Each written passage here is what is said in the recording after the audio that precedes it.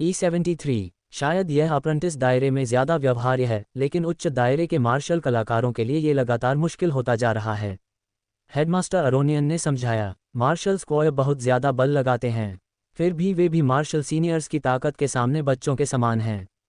दोनों दायरे के बीच शक्ति का अंतर अप्रेंटिस दायरे के बीच के अंतर जितना ही बड़ा है, और उस दायरे से ऊपर मार्शल मास्टर दायरा है। मेरे जैसे मार्शल मास्टर्स इतनी ज़्यादा ताकत लगाने में सक्षम हैं कि आप कल्पना भी नहीं कर सकते। वह रुका। बेशक, मैं सिर्फ एक सेवानिवृत्त बूढ़ा आदमी हूं जो अपने समय से कहीं ज़्यादा कमज़ोर है। कौन जानता है, शायद तुम भी मुझे हरा सको। हो। वह हंसते हुए बोला। रूई की भौहें उन शब्दों पर झुक गईं। हालांकि हेडमास्टर अरोनियन ने उसके दिमाग पर दबाव डालने पर लगाम लगा दी थी, लेकिन उसके दिमाग के बोझ का सबसे छोटा सा हिस्सा भी रूई को तनाव में डालने के लिए काफ़ी था। उसके मन में इस बात को लेकर ज़रा भी संदेह नहीं था कि हेडमास्टर अरोनियन थोड़ी सी मेहनत करके उसके अस्तित्व के हर निशान को मिटा सकते हैं। लेकिन आप बात समझ गए होंगे, हेडमास्टर अरोनियन ने आगे कहा। इसके लिए बहुत ज़्यादा संसाधनों की ज़रूरत होती है। इतना ही नहीं, मार्शल आर्टिस्ट के योग्य हथियार बनाने के लिए सबसे कुशल लोहारों की ज़रूरत होती है।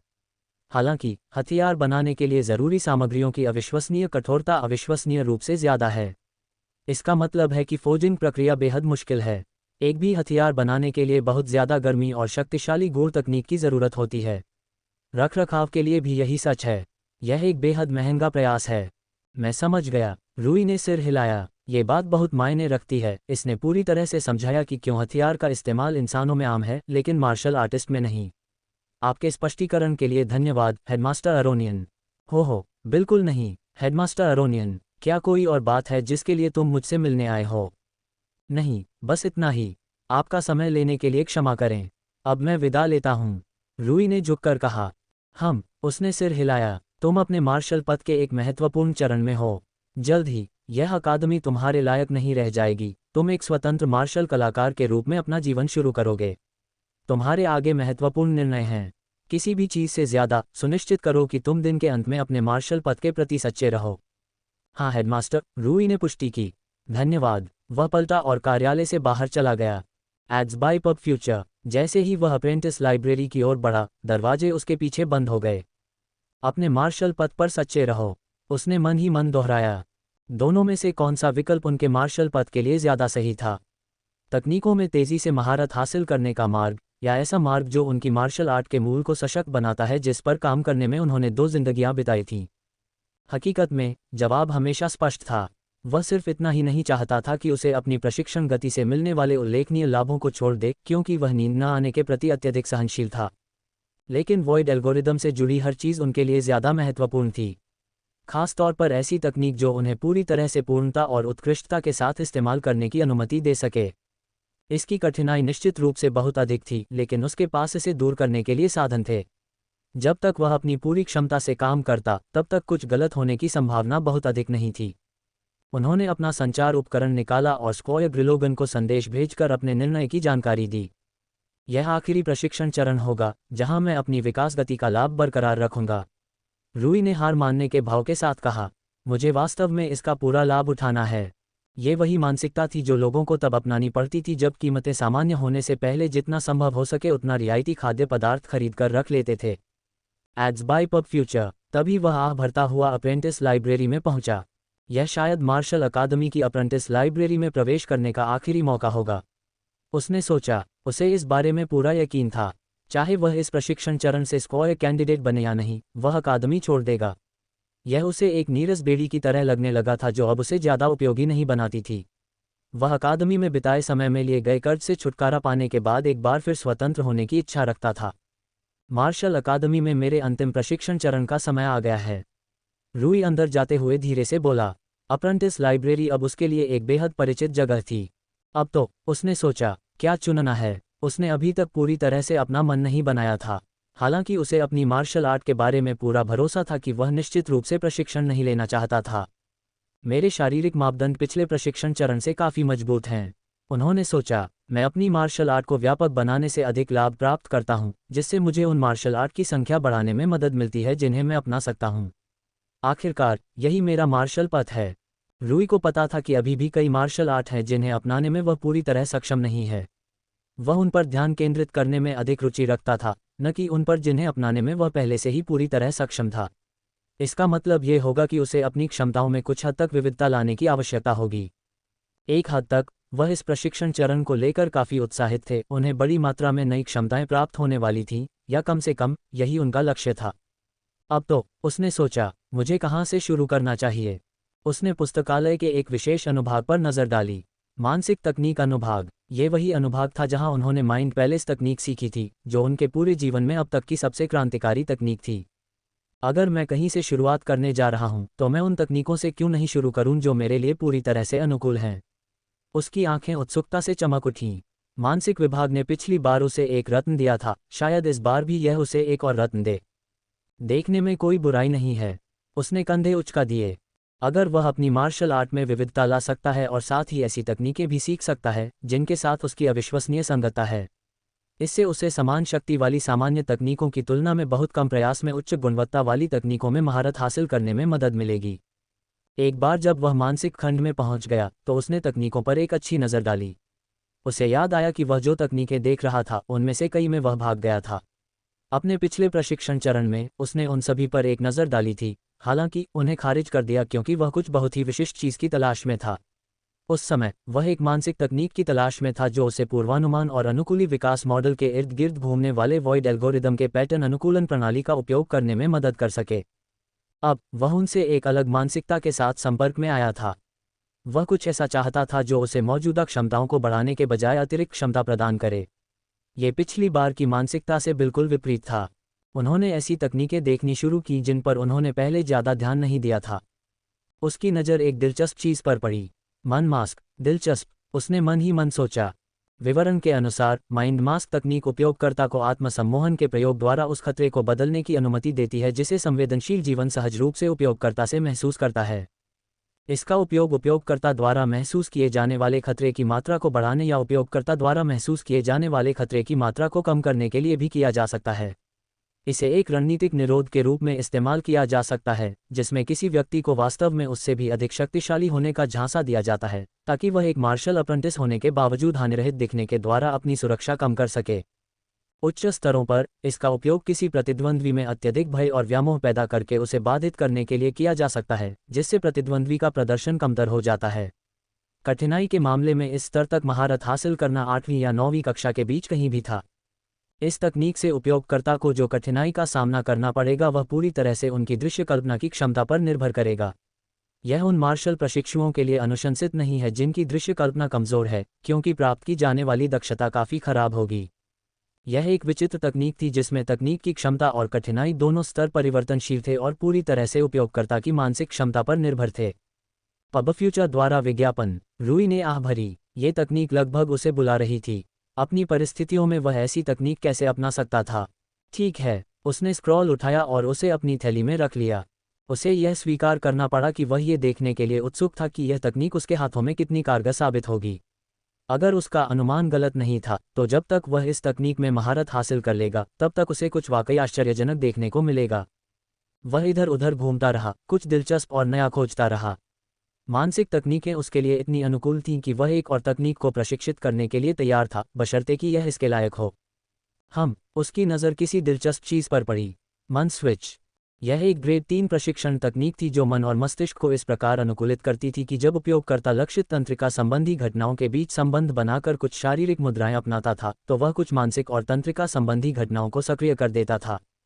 ये प्रशिक्षण तकनीक उपयोगकर्ता को शांत और तर्कसंगत मन की स्थिति में प्रवेश करने की अनुमति दे सकती है जब उपयोगकर्ता ट्रिगरों का प्रदर्शन करता है कि वांछित शांत और तर्कसंगत मन की स्थिति विशेष रुख के साथ दृढ़ता से जुड़ी हुई है। उपयोगकर्ता कई अलग अलग मानसिक स्थितियों के लिए कई ट्रिगर रुखों को प्रोग्राम कर सकता है। इससे उपयोगकर्ता किसी भी समय मनचाही मानसिक स्थिति में काम कर सकता है। पबफ्यूचर द्वारा विज्ञापन। यह एसोसिएशन थेरेपी है। उसकी आंखें दिलचस्पी से चमक उठीं। पृथ्वी के मनोविज्ञान में एसोसिएशन का मतलब अवधारणाओं, घटनाओं या मानसिक स्थितियों के बीच मानसिक संबंध से है जो आमतौर पर विशिष्ट अनुभवों से उत्पन्न होता है। एसोसिएशन थेरेपी एक प्रकार का उपचार था जो मानसिक विकारों के इलाज और अक्सर इलाज के लिए इस मानसिक विशेषता को लागू करता था। ये सोचना कि इसे प्रशिक्षु स्तर की तकनीक में उन्नत किया जा सकता है जिसे युद्ध में लागू किया जा सकता है। उसने तकनीक पर वापस नज़र डालने और अपना सिर हिलाने से पहले बड़बड़ाया। ये व्यवहारिक उपयोगिता वाली एक अच्छी तकनीक थी, लेकिन जहाँ तक उसका सवाल था, उसे इसकी कोई वास्तविक आवश्यकता नहीं थी। यह एक बहुत ही निम्न श्रेणी की तकनीक थी और इसका उद्देश्य नए मार्शल प्रशिक्षुओं को बाधा और भय से बंधे रहने के बजाय अपनी शांति और तर्कसंगतता बनाए रखने में मदद करना था। ये वास्तव में ऐसा कुछ नहीं था जो उसे कुछ नया प्रदान करता हो। वह हमेशा निराशाजनक परिदृश्यों में भी अपनी बुद्धि को बनाए रखने में कामयाब रहा था। जैसे ही वह वहां से चला गया, वह ठिठक गया, फिर धीरे धीरे वापस तकनीक की ओर मुड़ा। रुको, क्या ये किसी न्यूरोलॉजिकल घटना को ट्रिगर कर सकता है? उसने फिर से विवरण पढ़ने की तकनीक सीखी, उसकी आंखें दिलचस्पी से चमक उठीं। उसके दिमाग में एक अविश्वसनीय विचार आया। यदि मैं इस तकनीक का सही ढंग से उपयोग करूं, तो इससे मुझे स्क्वायर दायरे की कुछ बाधाओं को कम करने में मदद मिल सकती है। उसे एहसास हुआ, इच्छानुसार तंत्रिका संबंधी घटनाओं को सक्रिय करना एक ऐसी चीज थी जिसका दुरुपयोग किया जा सकता था और महत्वपूर्ण परिणाम प्राप्त करने के लिए इसका दोहन किया जा सकता था। कैम्ब्रियन साम्राज्य मानव शरीर रचना के बारे में उतना नहीं जानता जितना मैं जानता हूँ। उसे एहसास हुआ, इसलिए वे उस विचार पर नहीं आए जो मैंने अभी सोचा है। उसे एहसास हुआ कि उसने संभावित रूप से अविश्वसनीय महत्व की खोज की है। अगर वह गलत नहीं था, तो ये तकनीक स्क्वायर दायरे तक उसकी यात्रा को बहुत आसान और फायदेमंद बना सकती थी। उसने तकनीक पर फिर से नज़र डाली। अपनी वर्तमान स्थिति में यह उसके लिए उपयोगी नहीं थी, इसलिए उसे अपने अंतिम त्वरित प्रशिक्षण चरण का एक स्लॉट इस पर बर्बाद करने की ज़रूरत नहीं थी। ये बहुत बाद की तारीख में ही उपयोगी होगी। वह चेहरे पर बड़ी मुस्कान लिए हुए मानसिक तकनीक अनुभाग से दूर चला गया। उनके पास उस दिन का इंतजार करने का एक और कारण था जब वह स्क्वायर उम्मीदवार बन गए। लेकिन अभी के लिए उसे तत्काल प्रशिक्षण चरण में महारत हासिल करने के लिए कुछ तकनीकों की आवश्यकता थी। उसने पहले से ही माइंड मिरर सिम्बियोट के साथ साथ माइंड मास्क तकनीक भी चुन ली थी। उसने भविष्य में एक और मानसिक तकनीक के लिए पहले से ही जगह आरक्षित कर ली थी। उनका इरादा शेष स्लॉट के लिए कुछ भौतिक तकनीकें खरीदने का था। ऐसी तकनीकें खरीदनी चाहिए जो मुझे उन चीज़ों से निपटने में सक्षम बनाएगी जिनसे मैं अभी नहीं निपट सकता। उसने बड़बड़ाते हुए कहा, जहां तक मिशनों की बात है, वह छाया श्रेणी के मिशनों में अक्षम था और जहां तक शिकारी श्रेणी के मिशनों की बात है, तो वह औसत से भी कमतर था। वह लंबे समय से इस बारे में कुछ करना चाहता था, लेकिन हर बार जब कोई प्रशिक्षण चरण आता था, तो हमेशा कुछ न कुछ अधिक महत्वपूर्ण होता था। आखिरकार, वह उस चरण पर पहुंच गया जहां वह सीधे तौर पर इस पर काम कर सकता था। ठीक है, इन दो मुद्दों को सुलझाने का समय आ गया है, रूई ने अप्रेंटिस लाइब्रेरी के स्टील्थ सेक्शन में जाते हुए कहा। यह पहली बार नहीं था जब वह स्टील्थ तकनीक के लिए जा रहा था। उसने ब्लिंक खरीदा था आखिरकार। समस्या ये थी कि ब्लिंक बहुत सीमित था।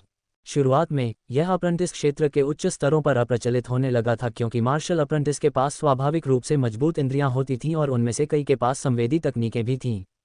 उसे इसे बहुत सावधानी से इस्तेमाल करने की ज़रूरत थी, अन्यथा ये वास्तव में उसके लिए हानिकारक हो सकता था। इसके अलावा एक गुप्त तकनीक के रूप में ये केवल तभी काम करता था जब मनुष्य कम होते थे। ब्लिंक का उपयोग करके सभ्य निगरानी को भी बाईपास करना असंभव था। बेशक उन्होंने इस तकनीक के खिलाफ कुछ नहीं कहा। इस तकनीक ने उनके लिए बहुत काम किया था और उन्हें वाकई मुश्किल परिस्थितियों में बचाया था, लेकिन अब ये पर्याप्त नहीं थी। ठीक है, वह बुदबुदाया, चलो देखते हैं कि हमारे पास क्या है। ऐसी बहुत सी तकनीकें थीं जो चुपके से काम करने की क्षमता को बढ़ाती थीं, लेकिन वह एक ऐसी उच्च श्रेणी की तकनीक की तलाश में था जो उसे पूरी तरह से चुपके से काम करने की क्षमता दे। उसने एक ऐसी तकनीक पर नज़र डाली जिसने उसका ध्यान खींचा। मृत कदम, एक ऐसी तकनीक जो उपयोगकर्ता को समन्वित श्वास तकनीक के माध्यम से हवा में हेरफेर करके हवा में शोर के उत्पादन से बचने की अनुमति देती है, जो हवा में ध्वनि तरंगों को रद्द कर देती है। उन्होंने याद किया कि 1.5 साल पहले जब उन्होंने ब्लिंक तकनीक खरीदी थी, तब उन्होंने इस तकनीक को देखा था। हालांकि तब उन्हें इस तकनीक में कोई खास दिलचस्पी नहीं थी। पब फ्यूचर द्वारा विज्ञापन, हालांकि अब यह अधिक आकर्षक था, फिर भी उसने अपना सिर हिलाया। मुझे कुछ अधिक शक्तिशाली चाहिए, उन्होंने कहा। प्रत्येक प्रशिक्षण चरण के साथ उनकी गुणवत्ता के मानक बढ़ते गए। जब तक कोई विशेष कारण न हो, उन्हें निम्न श्रेणी की तकनीकें सीखने में कोई दिलचस्पी नहीं थी। उन्होंने अन्य तकनीकों पर तब तक नजर डाली जब तक कि उन्हें कुछ परिचित बात नहीं मिल गई। 0 कदम, उसने आह भरी। माइंड मिरर सिम्बियोट के विपरीत, उसके पास तकनीक के साथ लगभग 0 प्रतिभा या अनुकूलता थी, इसलिए इसे खरीदना पैसे की बर्बादी होगी। बेशक ये शर्म की बात थी। वह उस कौशल की गहराई से इच्छा रखता था जो तकनीक उपयोगकर्ता को देती थी। वह सिर हिलाते हुए आगे बढ़ गया। फिर भी बहुत समय नहीं बीता था कि एक अन्य तकनीक ने उनकी आंखों में दिलचस्पी जगा दी।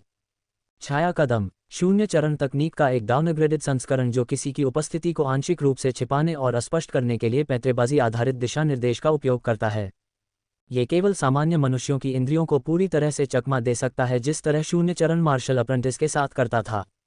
ये कई स्थितियों के तहत मार्शल अप्रेंटिस के खिलाफ केवल आंशिक रूप से प्रभावी था। निगरानी करने वाला मार्शल अप्रेंटिस लक्ष्य जितना करीब होता है, यह उतना ही कम प्रभावी होता है, और केवल तभी काम करता है जब वह लक्ष्य की दृष्टि के दूर परिधीय छोर पर होता है। इसके अलावा तकनीक की प्रभावशीलता लक्ष्य की संवेदी क्षमताओं के अधिक होने पर कम हो जाती है। पब फ्यूचर द्वारा विज्ञापन। अच्छा, रूई ने सिर हिलाया। एक ऐसी तकनीक जिसने सभी मानवीय निगरानी को अप्रभावी बना दिया और उसे कुछ प्रयासों के साथ मार्शल आर्टिस्ट निगरानी को भी बाईपास करने की अनुमति दी। इस तकनीक ने उसकी बुनियादी ज़रूरतों को पूरी तरह से पूरा किया। उसकी सबसे बड़ी समस्या यह नहीं थी कि उसके पास अत्यधिक चुपके क्षमताएं नहीं थीं जो उसे केन की तरह मार्शल आर्टिस्ट को चकमा देने की अनुमति देती थीं। उसकी सबसे बड़ी समस्या ये थी कि उसके पास लगभग कोई व्यवहार्य चुपके क्षमताएं नहीं थीं। यदि उस समय उनके पास ये तकनीक होती तो कॉमनवेल्थ, डची ऑफ विन्फ्राना और हैपमेन गांव में मिशन कहीं अधिक सुचारू और आसान हो जाते। शुक्र है, ये 7वीं कक्षा की तकनीक थी। इसका मतलब था कि वह इस बात की गारंटी दे सकता था कि अगर वह पर्याप्त प्रयास करेगा तो वह इसमें महारत हासिल कर लेगा। इसके अलावा, हालांकि तकनीक की क्षमता ग्रेड 7 थी, रूई को संदेह था कि उसकी चुपके तकनीक से उसे जो कुछ भी मिलेगा उससे कहीं अधिक होगा। माइंड मास्क तकनीक उसे अपनी उपस्थिति को काफ़ी कम करने की अनुमति दे सकती है, जो शैडो स्टेप तकनीक के साथ बहुत ही तालमेल से काम करती है जो उसकी उपस्थिति से ध्यान हटाती है। ऐसा विशेष रूप से इसलिए था क्योंकि रूई को संदेह था कि संभवतः माइंड मास्क तकनीक के साथ उसकी अत्यधिक अनुकूलता है। उन्होंने तकनीक स्क्रॉल को स्लॉट से बाहर निकाला, उसका निरीक्षण किया और फिर सिर हिलाया। 3 नीचे, 3 और बाकी हैं। वह पिछली बार की तरह 6 तकनीकों के साथ आगे बढ़ना चाहते थे क्योंकि यह आखिरी बार था जब वह एक साथ बड़ी संख्या में तकनीकों का प्रशिक्षण दे पाएंगे। और क्या? उसने खुद से पूछा। उसने अपनी गुप्त समस्या हल कर ली थी। अब शिकारी वर्ग के मिशन ही बचे हैं। उसने बड़बड़ाते हुए कहा। वह 20 डोमेन में जाने की अपनी इच्छा को नहीं भूला था। उसने ऐसा करने से परहेज किया था क्योंकि शिकारी वर्ग के मिशनों के साथ उसकी अनुकूलता मनुष्यों से जुड़े मिशनों की तुलना में बहुत कम थी। हालांकि इस प्रशिक्षण चरण के साथ उसकी चुपके की क्षमता आसमान छू जाएगी, जिससे उसे 20 डोमेन के खतरनाक पारिस्थितिकी तंत्रों की यात्रा करने की योग्यता मिल जाएगी। जब तक वह वनस्पतियों और जीवों के खिलाफ प्रभावी समाधान जोड़ता है, तब तक वह 20 डोमेन में प्रवेश करने के लिए योग्य होगा। मुझे निश्चित रूप से उन्हें चोट पहुंचाने में सक्षम होना चाहिए, रूई ने बड़बड़ाया। जहां तक बचाव की बात है, मनुष्य अक्सर अप्रेंटिस स्तर के प्राणियों से बहुत अलग थे। सबसे बड़ा अंतर आकार का था। चूंकि वे आमतौर पर बड़े होते थे, इसलिए उनके महत्वपूर्ण अंग उनके शरीर के भीतर बहुत गहराई में छिपे होते थे। कशेरुक स्तनधारियों में मांस, वसा और फर की बहुत अधिक मात्रा होती थी, जो कि साधारण मानव हमलों में इतनी गहराई तक नहीं पहुंच पाती थी और बिखर जाती थी। वह उन पर बार बार मुक्का मार सकता था, लेकिन उसका प्रभाव कहीं अधिक बिखरा हुआ होता। इसके बावजूद मुझे स्तनधारी प्राणियों को नुकसान पहुंचाने का कोई तरीका चाहिए, अन्यथा उन्हें मारना बहुत बड़ी मुसीबत होगी। वह बुदबुदाया। उन्होंने पहले से ही उन सभी मार्शल आर्ट तकनीकों के आधार पर कई संभावित समाधानों की गणना कर ली थी, जिनके बारे में उन्हें पता था। विष छेदन, गर्मी, घर्षण और भेदन इसके प्रमुख कारण हैं। वह बुदबुदाया। जहर आकर्षक था। यह इस तरह से नुकसान पहुंचाता था कि लक्ष्य की शारीरिक सहनशक्ति को पूरी तरह से दरकिनार कर देता था। इससे कोई फर्क नहीं पड़ता कि किसी की मांसपेशियां या हड्डियां कितनी मजबूत हैं। जहर सभी को समान रूप से नुकसान पहुंचाता था। हालांकि लक्ष्य जितना बड़ा होता था, यह उतना ही कम प्रभावी होता था। ऐसा इसलिए था क्योंकि द्रव्यमान की अधिक मात्रा का मतलब था कि जहर को हमला करने वाली कोशिकाओं की अधिक संख्या। पियर्सिंग भी एक ठोस उम्मीदवार था, लेकिन उसके पास पहले से ही स्टिंगर था। हालांकि स्टिंगर में पियर्सिंग की गहराई की सीमाएं थीं जो इसे बड़े लक्ष्यों के खिलाफ कम घातक बनाती थीं। रूई को यकीन नहीं था कि उसी तरह की एक और तकनीक प्राप्त करना उचित है। वह अपने मार्शल आर्ट द्वारा कवर किए गए क्षेत्रों की विविधता का विस्तार करना चाहता था, न कि किसी एक क्षेत्र पर अधिक निर्माण करना। हीट निश्चित रूप से एक शक्तिशाली क्षेत्र था। इसकी बदौलत फेलिसिया मार्शल कॉन्टेस्ट में अविश्वसनीय रूप से आगे बढ़ गया था। हालांकि इसमें अपनी समस्याएं थीं। यह एक ऐसा हल्का क्षेत्र नहीं था जिसमें गहराई से जाना पड़ता और बड़े जीवों के लिए घातक बनने से पहले बहुत अधिक मात्रा की आवश्यकता होती। आकार की समस्या भी इसके खिलाफ काम करती थी। घर्षण भी एक घातक क्षेत्र था। बायरन हार्ट को मार्शल प्रतियोगिता में अपने मार्शल अकादमी के प्रतिनिधि के रूप में चुना गया था। हालांकि ये स्तनधारी प्राणियों को गंभीर नुकसान पहुंचाने के लिए पर्याप्त घातक नहीं था, जिनके पास अविश्वसनीय रूप से मोटी मात्रा में मांस और फर था। रूई ने कहा, इससे प्रसार की बात सामने आती है। परमिएशन एक शक्तिशाली क्षेत्र था। रूई ने व्यक्तिगत रूप से सर्विल बिशा के खिलाफ लड़ाई लड़ी थी, जिसने अपने पैसे के लिए लंबे समय तक संघर्ष किया था। परमिएशन स्ट्राइकिंग तकनीकों का एक क्षेत्र था जो कंपन के माध्यम से लक्ष्य के शरीर में गहराई तक प्रभाव डालने की अनुमति देता था। इससे स्ट्राइक की शक्ति लक्ष्य के मजबूत मांस, हड्डियों और मांसपेशियों को काफ़ी हद तक बाईपास करने और लक्ष्य के अधिक कमज़ोर अंदरूनी हिस्सों पर प्रहार करने की अनुमति देती थी। ये बड़े जीवों के लिए बिल्कुल उपयुक्त था। इससे वह हर वार में उन्हें चोट पहुंचा सकता था और यहाँ तक कि उन्हें उसी तरह से बेहोश भी कर सकता था जैसे वह मार्शल आर्टिस्ट को बेहोश कर सकता था। यह उन्हें संभालने के लिए एकदम सही और विशेष रूप से उपयुक्त था। इसमें अन्य विकल्पों की तरह घातकता का स्तर नहीं था, लेकिन इससे उसे उन्हें चोट पहुंचाने की क्षमता में अधिक स्थिरता मिली। अपनी आवश्यकताओं के अनुकूल तकनीक ढूंढने में उन्हें ज़्यादा समय नहीं लगा। पबफ्यूचर द्वारा विज्ञापन। प्रतिध्वनित लांस एक सामान्य निराकार तकनीक जिसमें उच्च स्तरीय कंपन का उपयोग करके प्रहार के प्रभाव को शरीर में गहराई तक पहुंचाया जाता है, जिससे शरीर के बाहरी हिस्सों की बजाय आंतरिक अंगों को अधिक क्षति पहुंचती है। ये ग्रेड 7 तकनीक थी जो शक्ति और कठिनाई के बीच संतुलन के लिए एकदम सही थी, जहां रूई को पूरी तरह से गारंटी थी कि वह इसमें महारत हासिल कर सकता है। एक बार जब वह इसमें महारत हासिल कर लेता तो उसकी आक्रामक क्षमता संभवतः फेंके स्तर तक पहुंच जाती। वह मुस्कुराए और इस तकनीक में निपुणता प्राप्त करने के लिए उत्सुक थे। 4 गिर गए, 2 और बचे हैं, उसने कहा। ठीक है, मुझे और क्या लेना चाहिए? पिछली 4 तकनीकों ने अधिक संख्या में विरोधियों के साथ अनुकूलन करने तथा छाया और शिकारी श्रेणी के मिशनों को संभालने की उसकी क्षमता को मजबूत किया था। चूंकि मैं सबसे कठिन मिशन पर जा रहा हूं, इसलिए खतरा भी आनुपातिक रूप से अधिक होगा। मुझे एक सहनशक्ति तकनीक सीखनी चाहिए जो मेरी जीवित रहने की क्षमता को बढ़ाएगी। उसे एहसास हुआ, उसने आज तक एक भी सहनशक्ति तकनीक नहीं खरीदी थी। इसका एक कारण यह भी था कि उसके पास हमेशा एक उपचार औषधि होती थी। हालांकि न केवल उसके मिशन लगातार खतरनाक होते जा रहे थे, बल्कि वह बहुत सारे विदेशी मिशनों पर भी जा रहा था। इसका मतलब यह था कि वह कैंड्रियन साम्राज्य और मार्शल यूनियन द्वारा उसे दिए गए सुरक्षा जाल से बहुत दूर था। वहां अक्सर कोई समर्थन नहीं था। यह विशेष रूप से 20 डोमेन जैसी जगहों पर सच था। वहां वह वास्तव में अपने दम पर था। एक पूरक तकनीक प्राप्त करना जो उसकी सहनशक्ति और जीवित रहने की क्षमता को सशक्त कर सके, जीवन और मृत्यु के बीच मुख्य अंतर हो सकता है। पबफ्यूचर द्वारा विज्ञापन। उन्होंने निष्कर्ष देते हुए कहा, पछताने से अच्छा है कि सावधानी बरती जाए। वह पूरक तकनीकों पर तब तक नजर डालता रहा जब तक उसे अपनी जरूरत के अनुसार कोई चीज नहीं मिल गई। अंतिम श्वास। कितना अशुभ नाम है, उसने भौहें उठाईं। यह एक सांस लेने की तकनीक थी जो हार्मोन के बढ़े हुए स्राव को ट्रिगर करके दर्द को कम करती थी, जिससे दर्द सामान्य से कम होता था। ये घावों के थक्के को भी तेज करता था, जिससे उपयोगकर्ता को बहुत अधिक रक्त की हानि से बचाया जा सकता था। यह एक सांस लेने की तकनीक थी जो मानवीय रूप से जितना संभव हो सके नुकसान की बेड़ियों को कम करती थी और उपयोगकर्ता को यथासंभव सर्वोत्तम तरीके से काम करने की अनुमति देती थी। ये 5वीं श्रेणी की तकनीक थी, जिसका अर्थ था कि इसमें महारत हासिल करना काफ़ी आसान होगा। ये बहुत बढ़िया है। रूई ने सिर हिलाया। उसने स्लॉट से तकनीक निकाली और अपनी थैली में रख ली। एक आखिरी तकनीक, उसने सोचा, मुझे क्या लेना चाहिए? उसे कुछ पता नहीं था। वह बिना किसी उद्देश्य के विविध अनुभाग में घूमता रहा, जब तक कि उसे एक विचित्र मार्शल आर्ट तकनीक नहीं मिल गई। अकादमी में बिताए गए अपने पूरे समय में ये निश्चित रूप से सबसे अनोखी तकनीकों में से एक थी। जीव प्रवाह। यह एक ऐसी तकनीक थी जिससे मार्शल प्रशिक्षु पशु जगत के अधिक बुद्धिमान प्राणियों के साथ संवाद करने में सक्षम हो जाते थे। रूई ने आश्चर्य से अपनी आंखें उठाईं। बुद्धिमान प्राणी अक्सर गैर मौखिक भाषा के माध्यम से संवाद करते थे क्योंकि उन्होंने निश्चित रूप से कोई मानवीय भाषा नहीं सीखी थी। इससे मनुष्य उसी तरह की गैर मौखिक भाषा में संलग्न होने में सक्षम हो गए, जिससे मनुष्य इन प्राणियों के साथ प्रभावी ढंग से संवाद कर सके। रूई को यह तकनीक आकर्षक लगी। फिर भी यह उतनी बेतुकी नहीं थी जितनी शुरू में लगी थी। मानव व्यवहार विज्ञान के क्षेत्र में पृथ्वी पर किए गए शोध से पता चला है कि आधे से ज़्यादा संचार स्वाभाविक रूप से गैर मौखिक था। अगर ऐसा था, तो रूई निश्चित रूप से देख सकती थी कि यह कैसे स्वाभाविक रूप से बुद्धिमान प्रजातियों के बीच संचार का एकमात्र रूप बन सकता है, जिनके पास एक दूसरे के साथ उच्च स्तरीय संचार का कोई अन्य साधन नहीं है। इस बात की बहुत जिज्ञासा थी कि अन्य प्रजातियों के बुद्धिमान प्राणियों के साथ संचार कैसा होता है। लेकिन वह उलझन में था। यह कोई युद्ध उन्मुख तकनीक नहीं थी, जिसका मतलब था कि यह उसे युद्ध में मजबूत नहीं बनाएगी या मिशन पूरा करने की उसकी क्षमता भी नहीं बढ़ाएगी। इससे केवल एक ही चीज़ होगी कि वह जानवरों के साथ संवाद कर सकेगा। फिर भी इसके बावजूद उनमें इस तकनीक में निपुणता प्राप्त करने की तीव्र इच्छा थी। उसके चेहरे पर एक जटिल भाव था। थोड़ी देर बाद अंततः उन्होंने इसे जारी रखने का निर्णय लिया। चलो छोड़ो, यह मेरी मार्शल आर्ट है, मैं इसके साथ जो चाहूँ कर सकता हूँ, उसने तर्क दिया, अपने निर्णय के बारे में खुद को बेहतर महसूस कराने की कोशिश करते हुए। मुझे यकीन है कि कुछ मिशन इस क्षमता के इर्द गिर्द केंद्रित हैं, जिसमें अधिक बुद्धिमान जीवन रूपों के साथ संवाद करने की क्षमता है। उन्होंने तकनीक के लिए स्क्रॉल को पकड़ा और फिर उसे अपनी थैली में डाल लिया।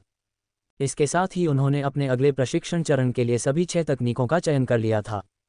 माइंड मिरर सिम्बियोट, मन मुखौटा, पब फ्यूचर द्वारा विज्ञापन, छाया कदम, प्रतिध्वनित लांस, अंतिम श्वास, जीव जंतु प्रवाह। ये वे 6 तकनीकें होंगी जिन्हें उन्होंने महारत हासिल करने के लिए चुना था। 6 तकनीकों में से प्रत्येक ने उनकी क्षमताओं का काफ़ी विस्तार किया, जो आगामी प्रशिक्षण चरण का सामान्य लक्ष्य था।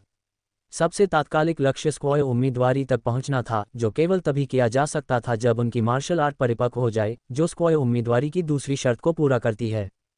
यही कारण था कि वह अपनी क्षमताओं का विस्तार करने के लिए आगे बढ़ा था।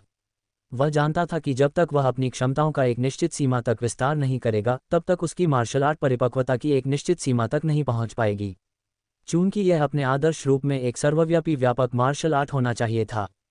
वह जल्दी से पुस्तकालय के रजिस्ट्रार के पास गया और फिर 5 स्क्रॉल खरीद लिए। 6ठी तकनीक ऐसी थी जो उसे सीधे मार्शल यूनियन से मिलनी थी। मार्शल अकादमी माइंड मिरर सिम्बियोट प्रत्यारोपण को संभालने के लिए साधन से सुसज्जित नहीं थी।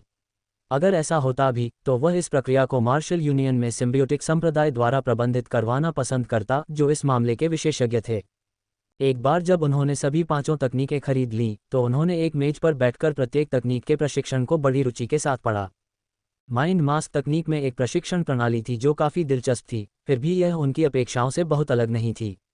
ये ध्यान और विचार प्रक्रियाओं के आसपास केंद्रित प्रशिक्षण था जो चेतन मन को एक निश्चित सीमा तक अवचेतन मन को प्रभावित करने की अनुमति देता था। शुरुआत में आत्म सम्मोहन की प्रक्रिया काफ़ी लंबी थी। उपयोगकर्ता को सबसे पहले अपने मन को तैयार करने और ध्यान के माध्यम से उसे सही स्थिति में लाने में घंटों लग जाते थे। एक बार ऐसा होने के बाद उपयोगकर्ता को खुद की एक ऐसी छवि बनाने के लिए कल्पना का प्रयोग करना पड़ता था जो खतरनाक और उपस्थिति के मामले में वास्तविकता से अलग हो। ये तकनीक वास्तविकता को प्रतिस्थापित करने के लिए अच्छी तरह से परिभाषित कल्पना का उपयोग करके काम करती थी ताकि अवचेतन मन कल्पना पर इस तरह प्रतिक्रिया करे जैसे कि वह वास्तविकता हो। पब फ्यूचर द्वारा विज्ञापन, इससे तकनीक के उपयोगकर्ता में खतरे की भावना पैदा हो गई। तकनीक की प्रभावशीलता और कठिनाई उपयोगकर्ता की कल्पना की क्षमता और उपयोगकर्ता द्वारा एकत्रित की जा सकने वाली एकाग्रता की मात्रा पर निर्भर करती थी। यह मानसिक रूप से मांग करने वाली और थका देने वाली तकनीक थी। रूई के लिए बिल्कुल सही। इस तकनीक के बारे में सबसे अच्छी बात यह थी कि इस तकनीक की कोई ऊपरी सीमा नहीं थी। इसकी एकमात्र ऊपरी सीमा तकनीक के उपयोगकर्ता के दिमाग की सीमा थी। किसी छवि को बनाने में जितनी अधिक कल्पना की आवश्यकता होती है, छवि वास्तविकता से उतनी ही अधिक दूर होती है। चूंकि उपयोगकर्ता को कल्पना पर अधिक से अधिक और वास्तविक और यथार्थ के अनुभव पर कम से कम निर्भर रहना पड़ता है। रूई तकनीक के प्रशिक्षण के लिए उत्सुक थी। उसने जल्दी से अन्य पुस्तकें खोली और एक एक करके उन्हें पढ़ा। दिलचस्प, वह बुदबुदाया। शैडो स्टेप तकनीक निश्चित रूप से अलग और कठिन थी।